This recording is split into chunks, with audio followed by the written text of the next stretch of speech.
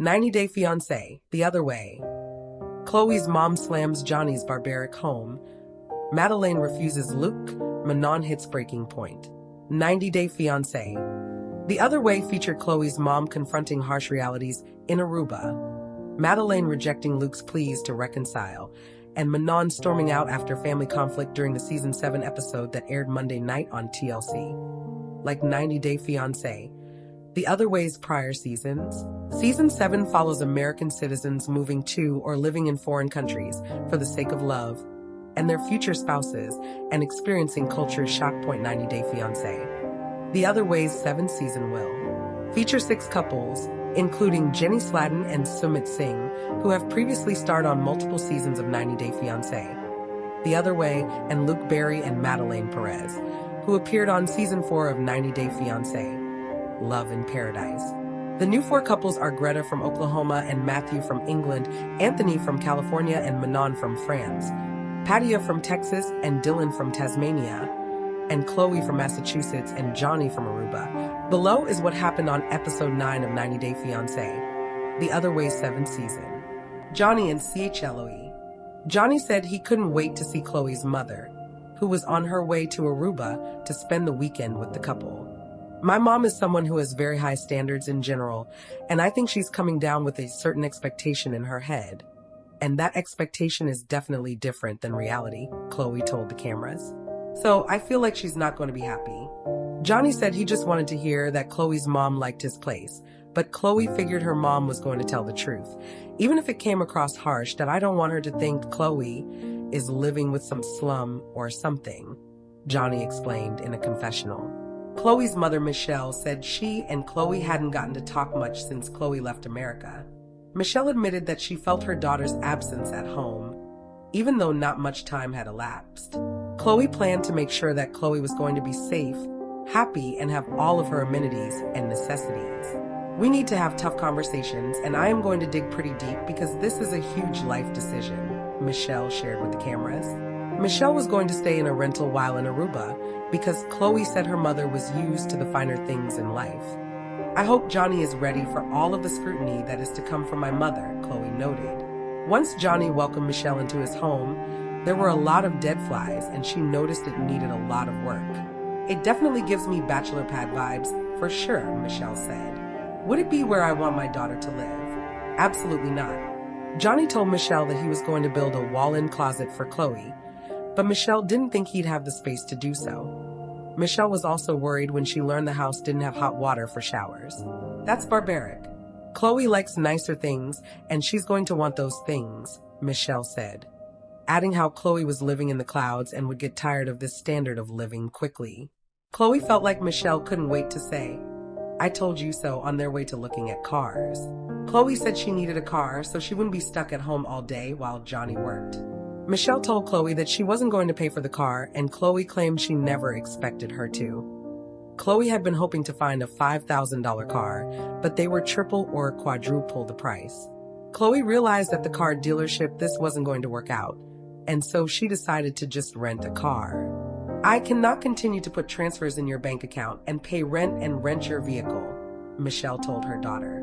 "That has to end now. You are deciding to live here, and I can't finance it. You are going to have to make your own way. You don't get to come to me to bail you out." Chloe said she wasn't asking her mother to bail her out, and their conversation was tense.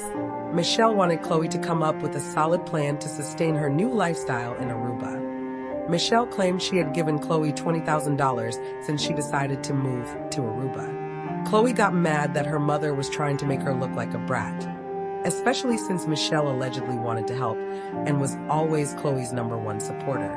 Chloe felt her mother was now working against her. "I don't know if she wants me to go home or if she genuinely doesn't believe I can do it," Chloe told the cameras. Michelle seemed to think Chloe was going to be in big trouble without her funding. Madeleine and Luke. Madeleine had told Luke that their wedding was canceled, but she agreed to meet him at a park. Luke said he wasn't ready to give up on their relationship yet. When the pair reunited, Luke told Madeleine that she looked good and he'd like to take a walk with her. Madeleine said she wasn't ready to forgive Luke, but she planned to be civil because they had multiple businesses together, including the goal to build a hotel in Guatapi. Madeleine and Luke had agreed that if they ever broke up, they'd continue working together. So we will see if that is true, Madelein told the cameras. Luke told Madelein that seeing her cry killed him, and her breaking up with him really made him rethink their relationship. I want to be with you, and I never want to leave your side. You mean the world to me, Luke said. It's hard for me to believe you. I am really so disappointed, and I don't know how to forgive that, Madelein said.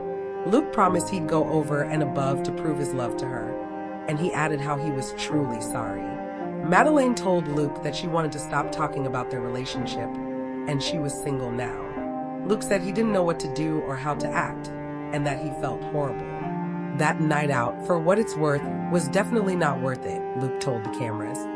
Madelein then told Luke that she needed to protect herself and her time, and that she wanted her name on the property they shared. Luke said he didn't want to risk everything he had worked for to put down on a property. He'd have to split with a woman with whom things didn't work out. I want to do the business venture with you, Luke told Madelein. We can compromise. We will have a lot in our name. Perfect, Madelein replied. But Luke reiterated how he still wanted a life with Madelein and to be happy together. Luke said he'd take all the stress and all the bullshit as long as Madelein would be happy. I just want another chance, Luke cried.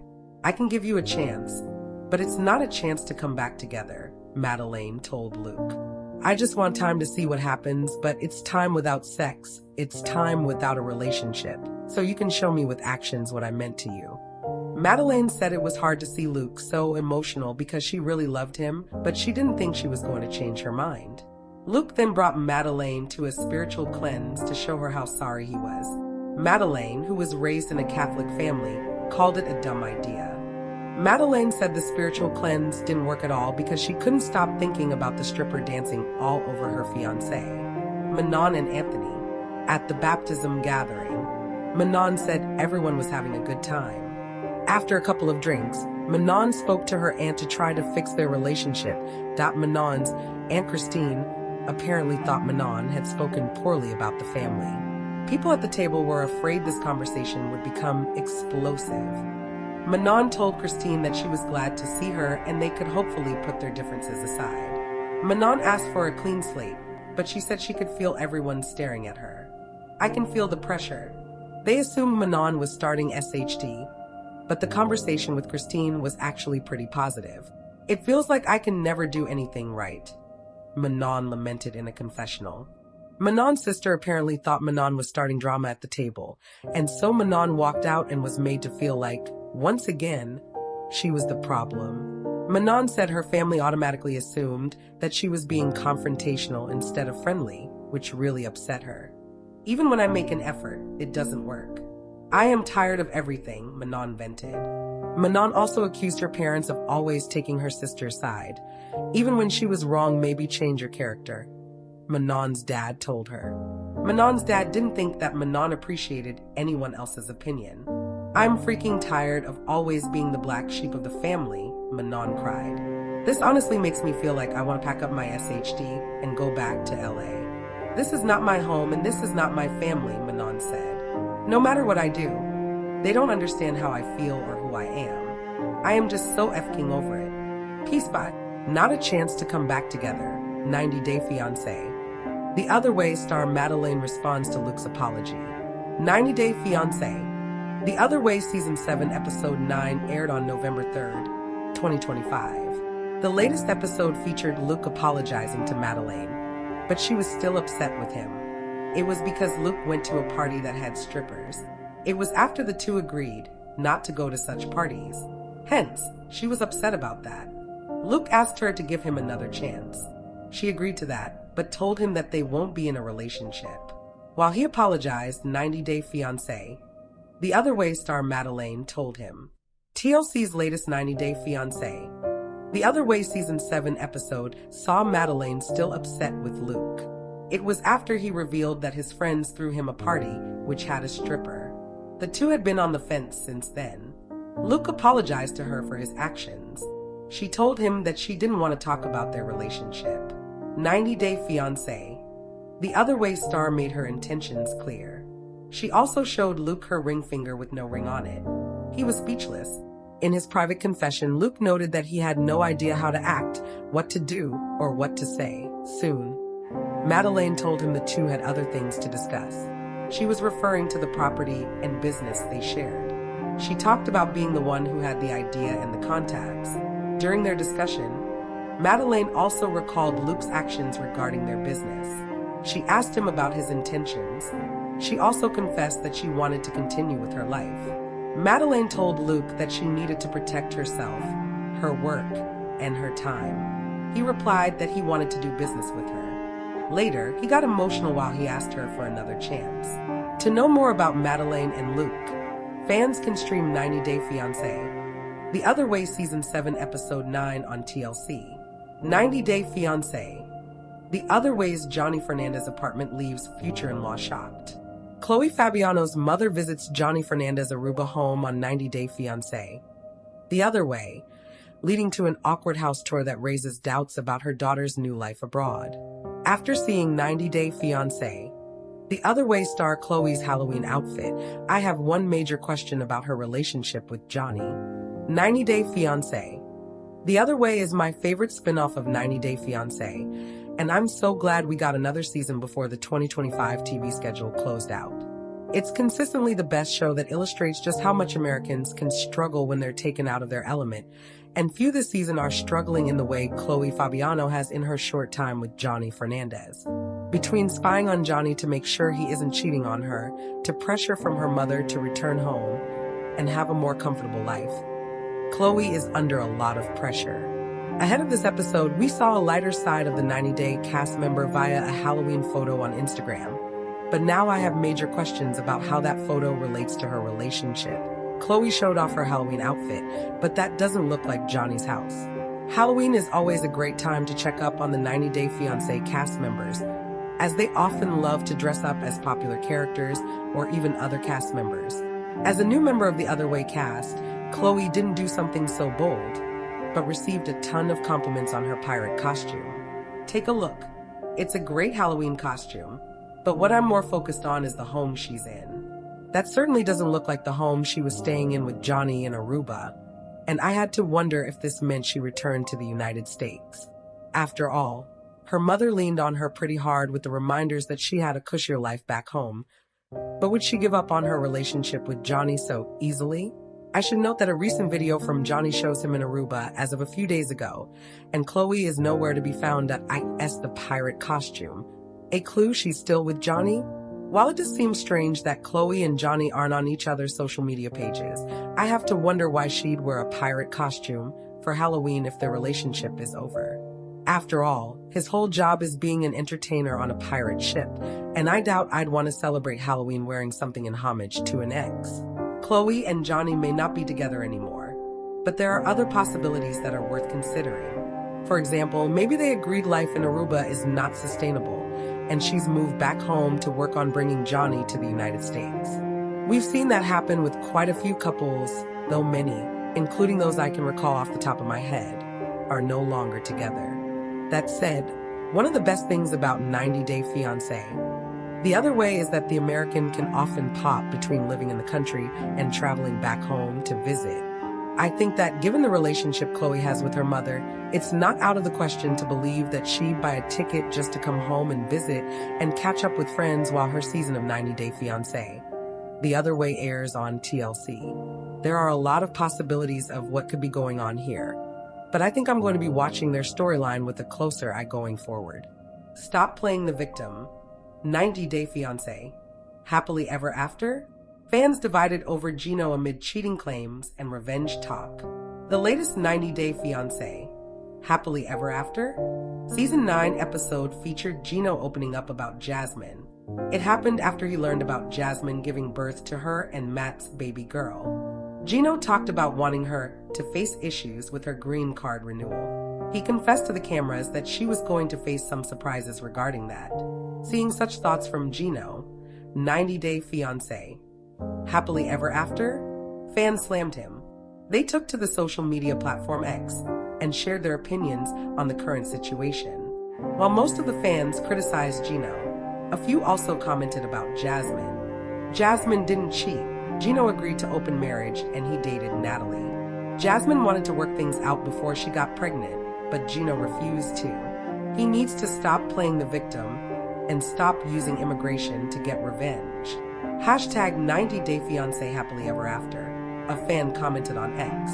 Gino getting mad at the same system he want to hold Jasmine accountable is hilarious, just stupid. Hashtag 90-day fiancé happily ever after, shared another fan. It's honestly sad watching Gino play the victim after watching Jasmine try with him for so long. She's not an angel and it's not a good situation, but it's crazy to see him actively try to tear her down like that. Hashtag 90-day fiancé, hashtag happily ever after, hashtag 90-day fiancé happily ever after, a netizen reacted. Gino could have had a baby with Jasmine, but he refused to have sex with her. Gino is doing everything he can to have her deported. I hope Gino gets in trouble for lying to the government. Hashtag 90-day fiancé happily ever after, an ex-user wrote. Want Gino to quit saying Jasmine cheated on him when he agreed to the open marriage. Hashtag 90-day fiancé happily ever after, a person commented. Gino needs to go away. Jasmine is trying to legitimize her baby. This show jumped an entire pot of sharks. Hashtag 90-day fiancé happily ever after, a 90-day fiancé happily ever after? Fan noted. Some of the fans also commented about Jasmine on the platform. Gino received a phone call from one of his family members and learned about Jasmine and Matt having a baby girl. Reacting to that, Gino shared his thoughts with the cameras. You know, Jasmine wasted 4 years of my life. That was the time that I could have spent with someone who truly loved me and would have been able to have a child with them. 90-day fiancé happily ever after? Star noted that he was ready to move forward in his life. He was looking forward to finding someone who would truly love him. Further, Gino also talked about Jasmine's upcoming green card renewal interview. Let's just say, she's gonna have some surprises in the future. Jasmine is gonna have to do an interview to renew her green card, revealed Gino. He noted that for her green card renewal, she would have to prove her marriage and that there was no fraud. Good luck with that. Let's see how happy and jolly their relationship is going to be, added Gino. Earlier, 90-day fiancé happily ever after? Star Gino talked about feeling betrayed by Jasmine's actions. He also talked about cheating and their open marriage. After witnessing Gino's thoughts and wanting Jasmine to face issues, fans slammed him. They took to the social media platform X and commented about them both. To know more about Gino's confession, fans can stream 90-day fiancé happily ever after? Season 9 finale on TLC. Killing Me. 90-day fiancé happily ever after? Fans react to Matt's string proposal to Jasmine. TLC aired the latest 90-day fiancé happily ever after? Season 9 finale on November 2nd, 2025. One of the key moments featured on the episode was Matt's proposal. It happened after his mom and sister met Jasmine and their baby girl, Matilda, for the first time. Matt proposed to Jasmine with a string. However, things didn't turn out the way he was expecting, as Jasmine didn't have an answer. Witnessing the proposal from Matt, 90-day fiancé happily ever after? Fans reacted to the situation. While some fans talked about the way he proposed with a string, others stalked about Jasmine. The latest 90-day fiancé happily ever after? Episode featured many surprising events. One of them was Matt's string proposal. Seeing him proposing to Jasmine with a string and not an actual ring, fans online referred to it as a string proposal. Matt asked. Jasmine got emotional. Soon, she even started sobbing and couldn't stop. Matt told her that he was trying to support her. He wanted her to be happy. He asked her if she would, with that string, marry him. He also told her that he was not rushing her. He assured her that they were not rushing into a marriage. I'm asking you if you'll marry me, just to take me into consideration, and accept this as we're halfway there. In response, 90-day fiancé happily ever after? Star Jasmine confessed her feelings for Matt. She noted that if she were to ever consider getting married, she would want that to be him. In his private confession, Matt noted that it was pretty tiring. He was referring to showing support. He noted being pushed away from Jasmine again and again. He noted that if he knew that Jasmine would feel that way, he would never have pulled her for a chat. 90-day fiancé couple Brandon Gibbs and Julia Tripkina first met on the sets of season 8. According to a report by TLC.com, they had met through Brandon's bestie and they video chatted for the first time. Back then, Julia worked at a club in Russia. Post a few weeks, Brandon had then gone to meet Julia in real, and it was in Iceland that the couple proposed to one another. At one hand, Brandon's parents had already made his account for a farmer's dating app, but both of them were meant to be together. Brandon and Julia's love story is interesting. He could not stop waiting for Julia to come to America on her K-1 visa. They were ready to start their life together. And when Julia landed in America, Brandon and his parents, Betty and Ron, had been to Washington, D.C. to explore the capital. She had soon received a cultural shock when she was introduced to all the animal farms, as Brandon's parents expected her to look after the same.